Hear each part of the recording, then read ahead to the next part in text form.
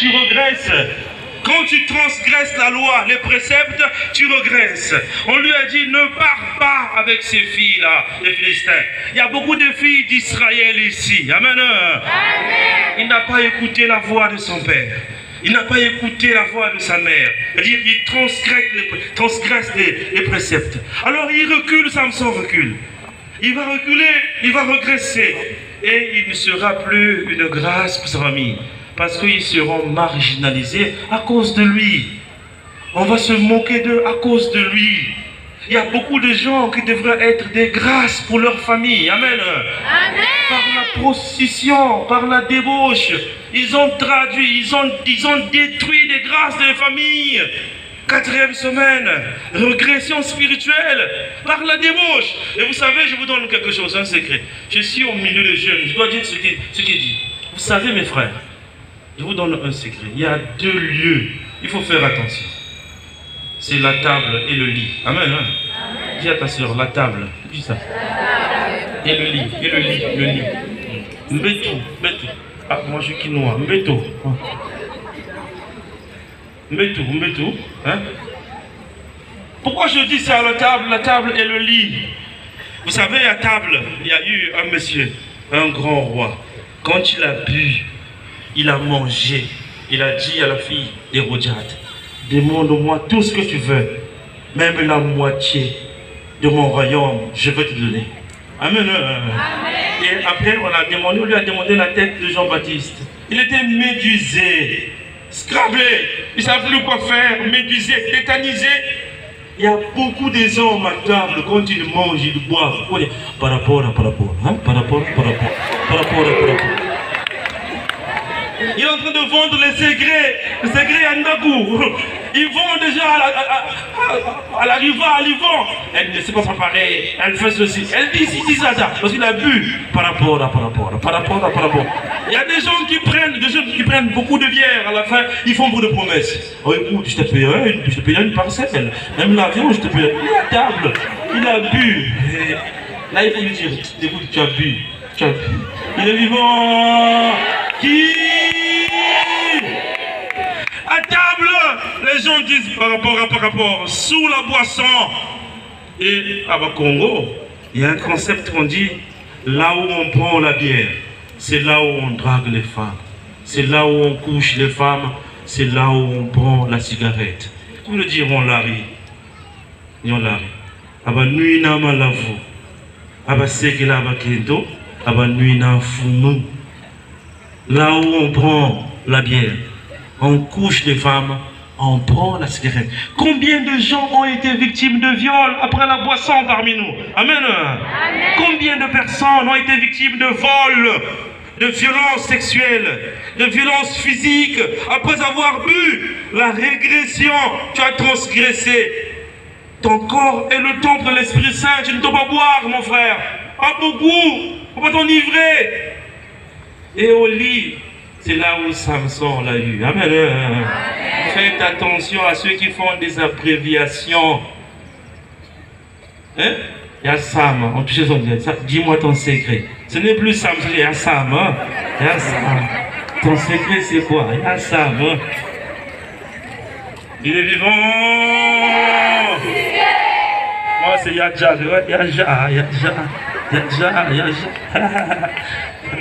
Yado. Il est vivant. Nous avons notre responsable de jeunes, il y a Corinne, il y a Rina, il y a Rino. Mamanko, donne-moi le secret. Il est vivant. Au lit. Et beaucoup, ils se vendent comme ça au lit. Pour l'argent, pour le plaisir, pour le désir. Je te donnerai 100 000, on touche l'oreille, 200 000, on touche les yeux, 400 000, 1 million. Il est vivant. Qui? C'est ce qui est arrivé à Samson.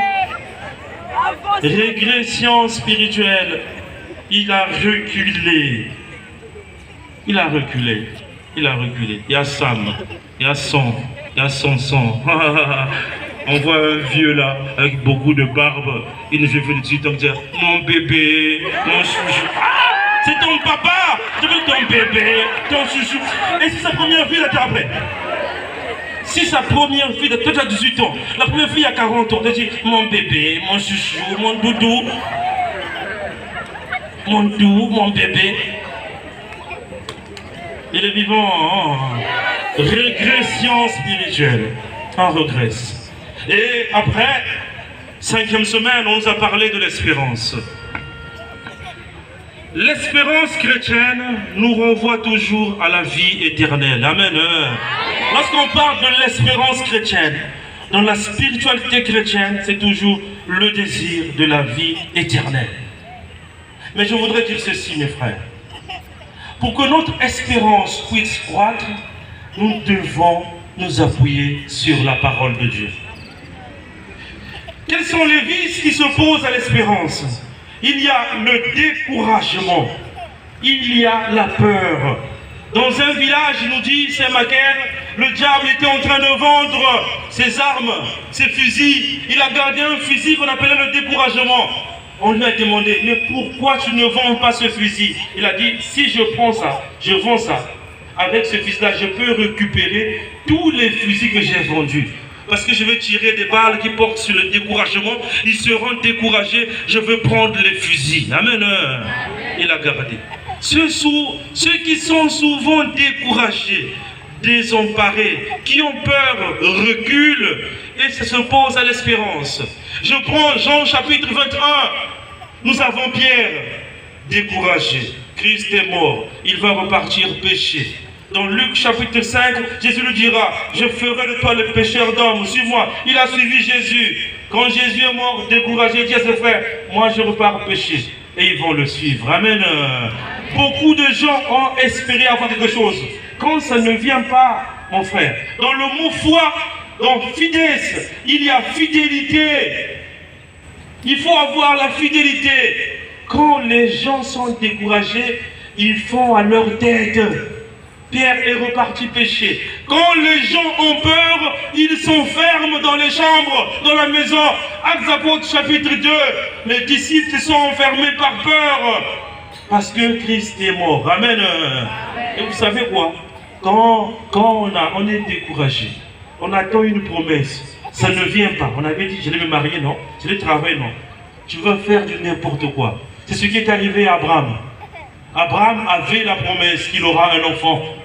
Et par manque de patience, Sarah lui a dit, va avec Agar. Il a commis des pas, il a posé des pas en dehors du chemin. Amen. Il ne faut pas faire ça.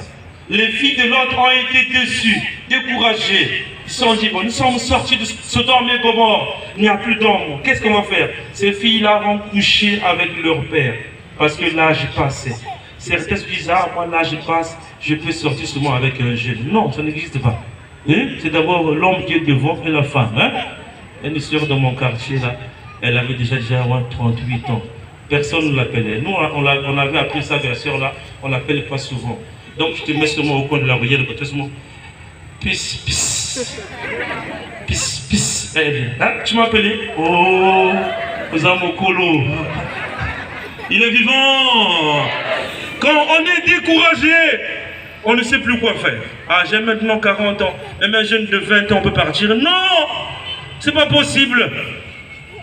Abraham l'a fait.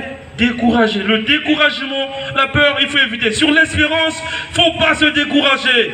Dans le mot foi, il y a fides, il y a fidélité. Foi, fides, en latin donne fidélité. Celui qui persévère.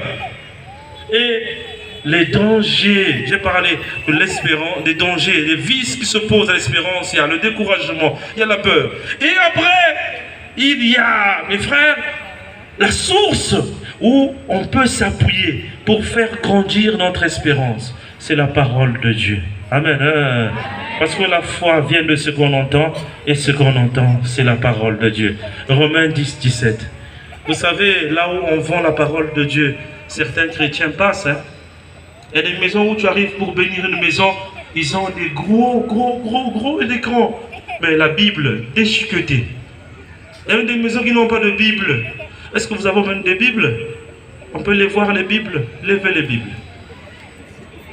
Ignorer la parole de Dieu, c'est ignorer le Christ, nous dit Saint Jérôme. Celui qui ignore la parole de Dieu, ignore le Christ. Mais celui qui écoute la parole de Dieu ressemble à un homme qui a construit sa maison sur le roc. Puissance 1. Celui qui écoute la parole de Dieu a construit sa maison. Matthieu chapitre 7, 26. Le puissant 1. Celui qui est planté au bord d'un ruisseau. Celui qui écoute la parole de Dieu ressemble à cette plante qui est au bord d'un ruisseau.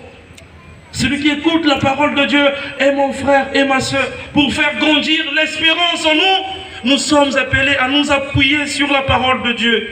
Écoutez la parole de Dieu chaque jour. Et celui qui n'écoute pas la parole de Dieu au cours d'une journée a perdu sa journée, disait Saint-Pierre Julien Aymar. Amen. Amen. Il est vivant. Je vais finir, mes frères, je vais finir. Suivez, je vais finir par ceci. Le texte d'aujourd'hui nous parle du jour du Seigneur. Il faut bien suivre. Du jour du Seigneur. Il dit, soyez prêts, soyez vigilants pour que ce jour ne puisse pas tomber sur vous comme un improviste. Le jour du Seigneur, dans la spiritualité des chrétiens, il y a un jour du Seigneur qui peut être de façon individuelle et de façon communautaire. Amen. Amen. Dans ce texte, Paul dit, ce jour-là où Jésus viendra, tout le monde le voit, c'est de façon communautaire. Il y a le jour du Seigneur de façon individuelle. On peut lire dans Luc chapitre 23, à partir du verset 33.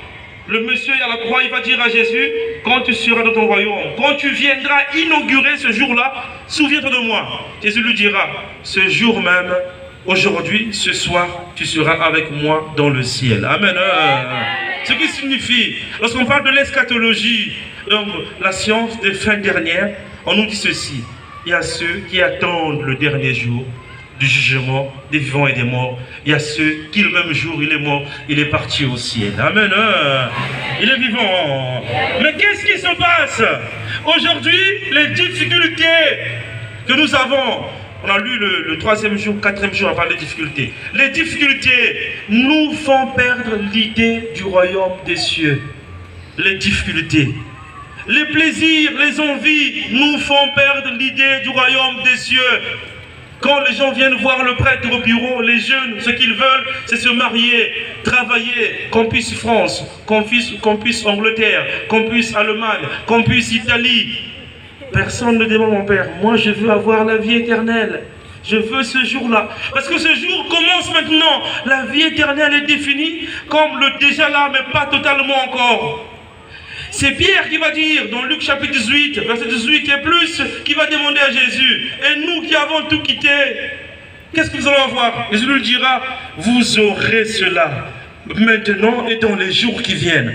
La vie éternelle, l'espérance chrétienne nous renvoie à la vie éternelle. Et la vie éternelle commence maintenant. Amen. Amen. Dis à ta soeur, ça commence maintenant, frère. La vie éternelle commence maintenant. Nous avons Luc chapitre 17, le verset 27. Jésus va dire ceci. Il va dire ceci. Comme au temps de Noé, suivez bien, au temps de Noé, les gens dansaient, ils mangeaient, ils buvaient. Comme au jour, au temps de Lot, les gens mangeaient, les gens buvaient. Mais quand il y a eu le feu et la pluie, tous ont disparu. Amen. C'est pour dire que chacun maintenant doit se regarder. Comme on disait, la cigale et la fourmi. Et elle chantait tout l'été. Que faisais-tu au temps chaud? Je chantais. Tu chantais. Oui. Maintenant, danse maintenant. Il fallait faire le corps que nous avons eu à faire. La cigale et la fourmi. Que faisais-tu au temps chaud? Mais moi, je chantais. Tu chantais. Maintenant, danse maintenant. Au temps de Noé, au temps de l'autre, ce qui s'est passé, ça existe aujourd'hui. Ça existe, on n'est pas loin. Si on veut parler de porte-à-porte, c'est pas différent de ce qui s'est passé à Sodome et à Gomorrhe. C'est pas différent. Et porte-à-porte, les gens qui mangent le caca des autres, c'est pas différent. Il est vivant. Il est ressuscité. L'homosexualité, c'est pas différent. Le lesbianisme, c'est pas différent. Vous savez, il y a une fête où je me suis retrouvé à Kinshasa, un monsieur m'a servi. Et j'ai dit, merci, merci tonton. Il dit, Denganga tontine, Denganga tontine. Maintenant, il avait la barbe ici, il dit, Denganga tontine. Mais c'est pas différent, mes frères. Comme au jour de Lot et de Noé, ce jour reviendra. Et être chrétien, être jeune, c'est espérer. Quand tu espères à cette vie-là, vous savez, la question de la vie éternelle est comme une boussole pour tous les chrétiens. Quand quelqu'un sait que je suis en pèlerinage, quand tu sais que tu suis en pèlerinage, tu as une idée, à la boussole. Tu ne me regardes pas, non, c'est pas bien de faire l'impudicité. Non, et non, moi j'irai au ciel. Cette question indique, je voudrais faire ceci, mais j'évite la fornication, j'évite l'adultère, j'évite ceci parce que moi j'irai au ciel. Et être jeune, c'est chercher, aller au ciel. Amen. On ne sait pas l'heure ni le jour où nous allons mourir. Amen. Il y a quelques jours, j'ai pleuré une fille du renouveau au cours d'une messe. Je ne savais pas que j'allais pleurer quelqu'un. Comme prêtre, je n'ai pas encore dit une messe où j'ai pleuré. Je disais même la messe de mon père, je la dirais comme ça. J'étais toujours courageux. Mais là, je commence à avoir peur au fond de moi. Je disais la messe de ma mère, je la dirais comme ça. Une fille que vous connaissez au sein du renouveau charismatique, que j'ai accompagnée. Et après quelques jours, on me dit, elle est morte. Je pensais mourir avant elle. C'est pour dire, aujourd'hui, ou hier c'était elle, demain ça peut être moi. Amen. La limite de l'homme, la faiblesse de l'homme, la finitude humaine, c'est qu'on ne sait pas. Si on ne t'a pas dit, personne ne connaît son jour de naissance. On t'a dit, Père Jack, tu es né le 1er janvier. Ah, j'étais le 1er janvier. Et personne ne connaît le jour de sa mort.